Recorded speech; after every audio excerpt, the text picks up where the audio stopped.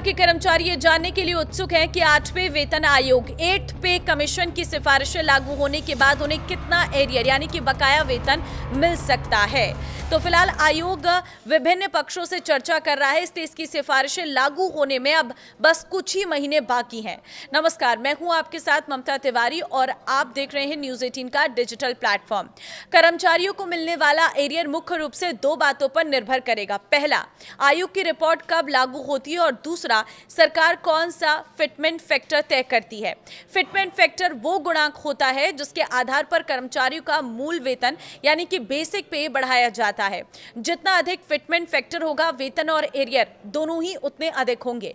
कुछ विशेषज्ञों का मानना है कि 8वें वेतन आयोग की सिफारिशें मार्च 2027 से लागू हो सकती हैं, जबकि कुछ का अनुमान है कि यह प्रक्रिया मई 2027 के बाद पूरी होगी। एक राय यह भी है कि आयोग मार्च 2027 तक अपनी रिपोर्ट सरकार को सौंप सकता है, जिससे कर्मचारियों को अप्रैल 2027 से बढ़ा हुआ वेतन मिलना शुरू हो सकता है। हालांकि कुछ विशेषज्ञों का कहना है कि आयोग की रिपोर्ट तैयार करने में पूरे 18 महीने लग सकते हैं। जरूरत पड़ने पर आयोग सरकार से समय बढ़ाने की मांग भी कर सकता है। फिटमेंट फैक्टर कितना हो सकता है, ये जान लीजिए। National counselling joint consultative machinery staff side ने 8वें वेतन आयोग को 3.83 फिटमेंट फैक्टर की सिफारिश की है। हालांकि कई विशेषज्ञों का मानना है कि मौजूदा आर्थिक परिस्थितियों में इतना बड़ा फिटमेंट फैक्टर संभव नहीं है। All India NPS employees federation के राष्ट्रीय अध्यक्ष मनजीत सिंह पटेल के मुताबिक 2.1 का फिटमेंट फैक्टर अधिक व्यवहारिक हो सकता है।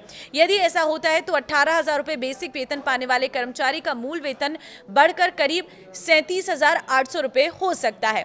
लेवल 1 से लेवल 5 के कर्मचारी कौन है, ये भी जान लीजिए।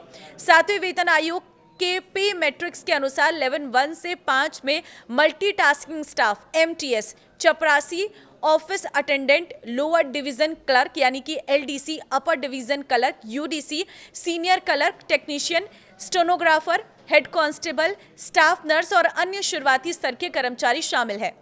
तो कितना मिल सकता है एरियर में आपको बताती हूँ। कुछ एक्सपर्ट्स के अनुसार अगर संशोधित वेतन सितंबर 2027 से लागू होता है तो करीब 20 महीने का एरियर बन सकता है।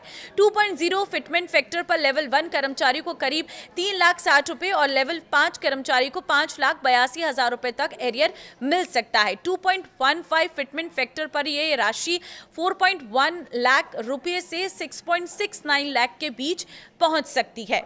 तो 2.28 फिटमेंट फैक्टर पर एरियर 4.60 लाख रुपये से 7.44 लाख रुपीस तक पहुंच सकता है। 2.57 फिटमेंट फैक्टर लागू होने पर लेवल 1 कर्मचारी को 5,65,000 रुपए और लेवल 5 कर्मचारियों को 9,13,000 रुपए तक एरियर मिलने का अनुमान है।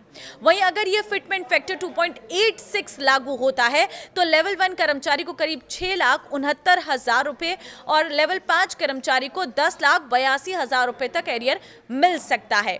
तो हालांकि ये सभी आंकड़े केवल अनुमान है। कर्मचारियों को मिलने वाली वास्तविक वेतन वृद्धि और एरियर की राशि का पता तभी चलेगा जब सरकार 8वें वेतन आयोग की अंतरिम रिपोर्ट को मंजूरी देकर आधिकारिक रूप से लागू करेगी। अब आपको क्या लग रहा है, आप मुझे कमेंट में अपनी राय जरूर दें और इस वीडियो को सभी सरकारी कर्मचारियों के साथ शेयर कर दें। नमस्कार।